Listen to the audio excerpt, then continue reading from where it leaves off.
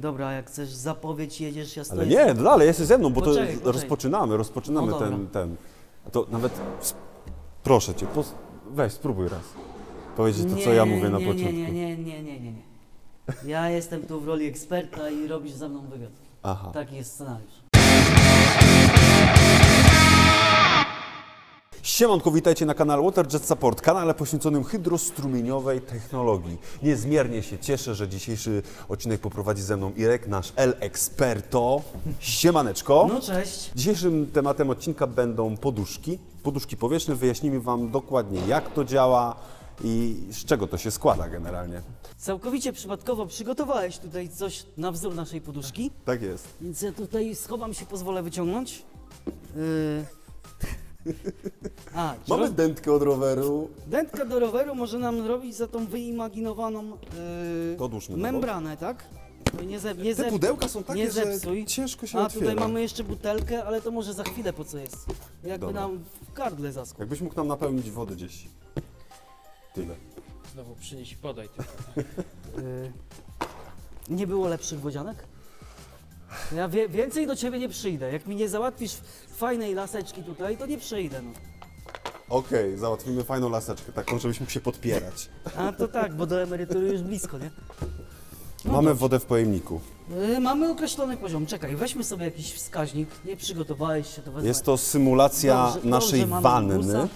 To jest symulacja Zmieniłem naszej stronę, wanny. dobrze. Szkoda, że nie mamy markera, ale by się przydał, bo byśmy sobie zaznaczyli tutaj poziom, jaki jest. O, dziękujemy bardzo. Proszę zaznacz, jaki jest poziom. Dobrze.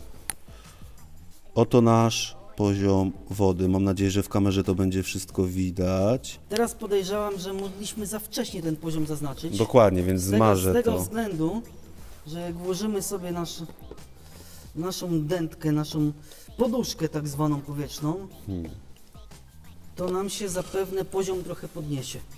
Przydałoby się to czymś obciążyć. Podasz mi ten tutaj Odważnik, który tam kamyczek? stoi. E, O, no dobra. dobra, mamy to na dnie. Teraz możesz poziom zaznaczyć dopiero. Pełna improwizacja. Dobrze. Okej, no to spróbujmy zasymulować, co się będzie działo, jak do naszej tej poduszki, czyli dętki, zaczniemy wpompowywać powietrze. Trochę mamy przeciek. Czekaj, ja to jakoś bym, kurde...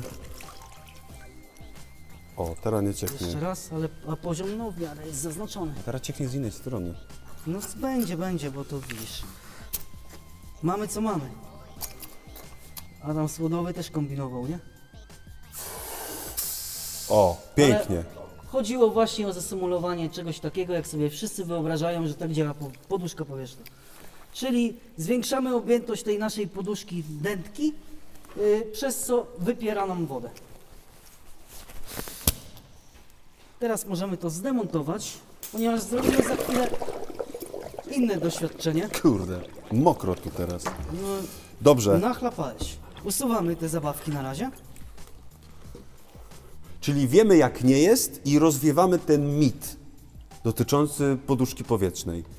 Nie stosuje się żadnych gumowych membran z powodu możliwości przecięcia, uszkodzenia takiej membrany. Mało to by było. No tak. Zaznacz nowy poziom. Zaznaczmy nowy poziom. Pyk. Dętka nam pod sprężonym powietrzem powiększała swoją objętość. Tak samo zadziała ta butelka. W momencie, kiedy włożę ją do wody, poziom wody też się podniesie. Natomiast oczywiście w wannach, w maszynach WaterJet nikt nie wkłada żadnego balastu do wody, bo to było bez sensu. Natomiast skąd w ogóle nazwa poduszka powietrzna? Ponieważ tworzy się poduszka powietrzna, ale w objętości, która jest, że tak powiem, komorą zabudowaną w wannie. Zaraz tutaj gdzieś mam nożyk. Proszę. A, zabrałeś mi. O, proszę bardzo, wodzianko, obetnij dno. Trochę ambitniejsze zadanie.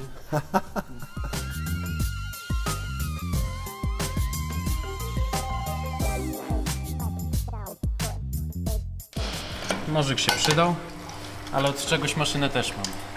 No dzięki. Jaki jest dalszy plan?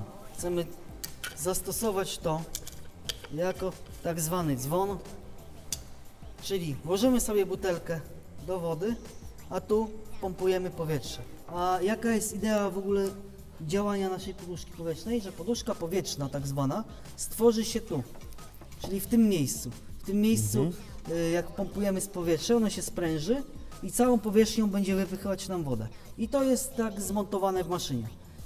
Ale zobacz, jak to się zrobiło w ogóle podczas cięcia, jaki tutaj ten plastik jest taki. On się wytopił, bo Nie? to jest szlifowanie. Widzicie to? On się wytopił prawie jakbyśmy szlifierką wycinali. Chcesz przyklejać, rozumiem? Co to za muchy już pływają? Wiosna idzie. Czekaj, czy to w ogóle... Aha. Nie, klej zepsułeś.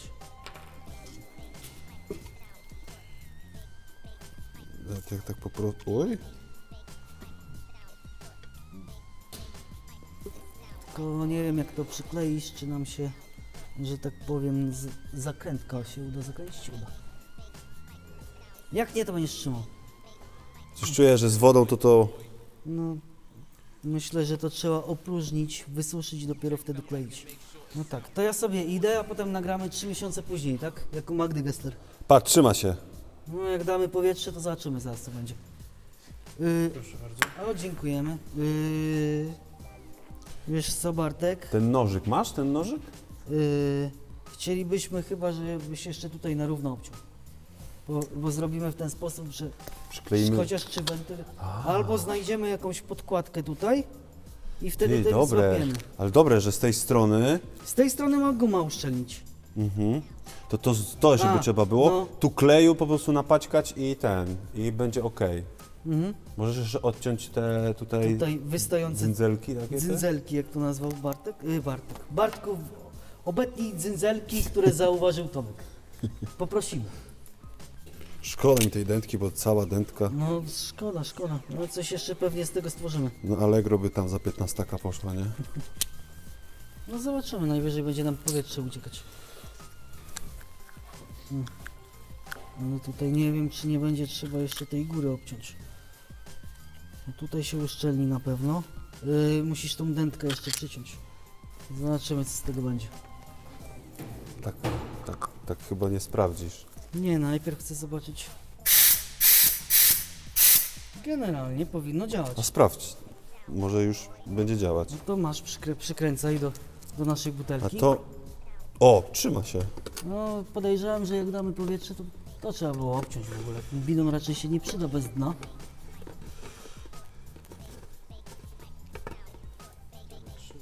To chyba że krzywo nakręciłeś i już się nie trzyma? I teraz całe ręce będą od kleju. Widać, jest poziom taki, pyk, O. i idzie nam do góry. I tu się zwiększa poduszka. To jest ta poduszka. A tutaj na butelce widać jak wypycha nam powietrze tą wodę. Poziom w butelce wody spada, że tak powiem. Zresztą fajnie, bo mamy miarkę na tej butelce. Więc tak, to nie wygląda w ten sposób. Poduszka powietrzna to nie jest... To nie jest żadna membrana, w którą pompujemy powietrze. Tak jak większość myśli, to jest po prostu coś takiego. Ale pokażmy to, żeby widzowie wiedzieli dokładnie o co chodzi Bo na zobaczymy jak przykładzie. to wygląda konstrukcyjnie właśnie. Spójrz, tutaj masz taką przegrodę i bardzo dużą komorę, no jak widać w porównaniu do naszej wanny, dużo większą niż nasza butelka, dlatego też ta butelka nam trochę wolno działała, ale ideę myślę z samego działania pokazaliśmy. Więc tu jest w zasadzie taka komora, no myślę, że ma ponad metr, do której wpompujemy te powietrze, dzięki czemu woda nam się w całej wannie unosi. Możesz wejść do środka i pokazać jak to od środka wygląda. Dobrze, mamy tutaj komorę, ścianka. Jak to wygląda w środku? Zobacz! Co znalazłeś? Spuściliśmy go z oka na chwilę i zobacz, kto tu się zagnieździł. Nie, ja tu patrzę, konstrukcja, jest wszystko w porządku. Ale rzeczywiście jest tam poduszka. Tomek, zaprosiłem Cię do Maxiema, w którym nie mamy naszej tak zwanej poduszki powietrznej, czyli nie mamy możliwości sterowania zanurzeniem materiału.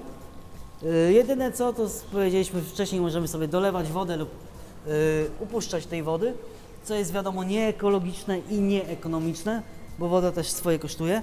Natomiast co Ci chciałem pokazać. Tu oczywiście wodą mamy wannę zalaną, natomiast zobacz, tutaj masz fiszbiny, gdzie kładziesz materiał, natomiast na samym końcu stołu teoretycznie mógłbyś położyć materiał, ale nie masz na czym. Dlaczego? Bo tutaj jest właśnie przewidziane miejsce na tą komorę, którą możemy tutaj włożyć i zamontować też tak zwaną poduszkę powietrzną, żebyśmy mieli też możliwość zanurzania materiału podczas cięcia. Ok, Tomek, zaprosiłem Cię teraz do Omaxa, żeby pokazać nasze zabawy z buteleczkami, jak to w praktyce wygląda. Ogólnie, tak na szybko, tutaj widzisz, mamy dźwignię do sterowania, zresztą fajne obrazki są, czyli woda w górę, woda w dół, możemy to pokazać, jak to działa. Podniesiemy lustro wody.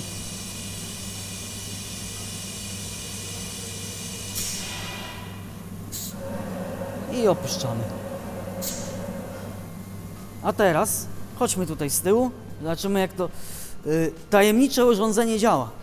Tutaj mamy całe centrum sterowania. Zobacz, tutaj mamy pneumatyczne wężyki, które służą, jeden z nich doprowadza powietrze sprężone do naszej poduszki, a pozostałe służą do sterowania, czyli do opuszczania i podnoszenia lustra wody. Tu kryje się całe urządzonko, o którym wspomniałem, że to całe powietrze nie jest ze sprężarki, tylko jest zasysane z otoczenia. Sprężone powietrze jest tylko po to, żeby nadać pęd powietrza, które zasysamy z otoczenia. Co można myśleć z otoczenia? Otoczenie? No to jest powietrze, którym oddychamy. Chodzi o oszczędność też, bo to nie jest jakaś wielka butla ze sprężarką, tylko jest mała, że tak powiem, dysza. Dzięki temu, że wprowadzamy powietrze sprężone pod dużą prędkością, te powietrze powoduje to, że zasysa nam z otoczenia. Dla podsumowania, jakie są zalety posiadania poduszki powietrznej? W czasie cięcia jest dużo ciszej, to jest jedna rzecz.